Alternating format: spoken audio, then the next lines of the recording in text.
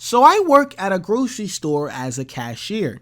Probably one of the worst jobs or worst places to work at. Not even in the sense of labor, but just dealing with people. You have to pretend to be interested in a person's life. You have to remain calm even if, someone calls you a dumbass bitch. And the most retarded part about working there is that if a customer starts a fight with you, for no reason whatsoever, if you choose to fight back, you get fired. That's right. You better take your ass whooping proudly if you want to keep making that $4 an hour. Now, at my job, we've got these CBTs that we do. It stands for computer-based training. And a lot of them teach us not only how to do our job, but if any inconvenience pops up, such as, let's say, a tornado or a fire, it shows us the correct way to exit the store and the steps that we can take to minimize injury. Now, even though most CBTs put you to sleep with obvious subjects and actions like if you feel faint or ill, report it to your supervisor. If you've been hurt on the job, report it to your supervisor. A lot of obvious stuff. But just a couple of days ago, one of the CBTs I took had me kind of shocked. It wasn't one of the obvious ones like, this is a banana, this is an apple, this is an orange. It wasn't that type of CBT. It was a CBT about what to do when there's an active shooter. And a lot of stuff that was in it was pretty much, common sense. But it felt kind of dark. Not dark, but kind of strange. The video told us we have 3 options in that situation. Run, hide, and the last resort is fight.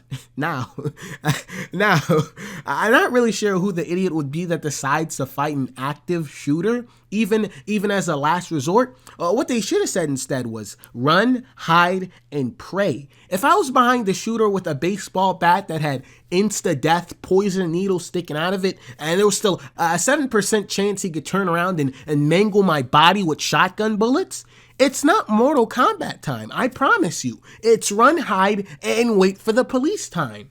The running segment of it said something along the lines of, run if you have a clear path ahead of you, pretty obvious.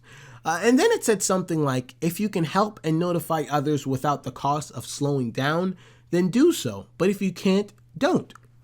Boy, oh boy, the moment I see a shooter, y'all ever seen the Vine with those birds running away from water? That's me. That's me. The moment I smell gunpowder within a 20-mile radius, it's Scooby-Doo time. I'm sorry, all right? The only thing you're going to notice is a blur of brown and black flying past you before you get sent to heaven. All right? I'm sorry. I'm not notifying anyone. That'll interrupt my breathing and in effect interrupt my running pace and in effect put my life in danger. But all right, now this is serious. All right, if a shooter came in and I saw a little kid, like under 5 years old, if I saw him on the path to the safety exit, now I got to pick up that kid and punt that little shit right towards the shooter. I'm sorry, man. Only the strong survive out here. Now, with the hide aspect of it, it was pretty much common sense too. If you have no clear path towards safety, hide behind walls and objects. They even said something about hiding in the break room or the manager's office. And while I was taking a CBT, I was wondering what the hell I would do if a shooter caught me while I was hiding, or what would the shooter say, or if he'd say anything at all.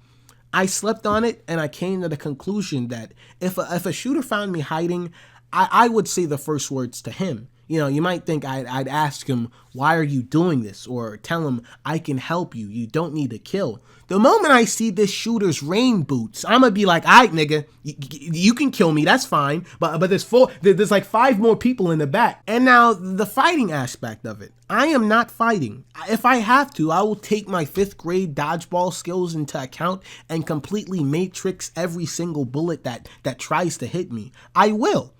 But fighting would only be the decision if I hear the shooter reloading or if, he's completely out of bullets. Maybe not even if he's completely out of bullets, because I know the moment I poke my head up and try to act tough, yeah, bruh, not so tough without your guns now, huh? Yeah. Then the guy takes off his trench coat and all you see is just a figure of pure muscle, tight glutes and veins all over his body.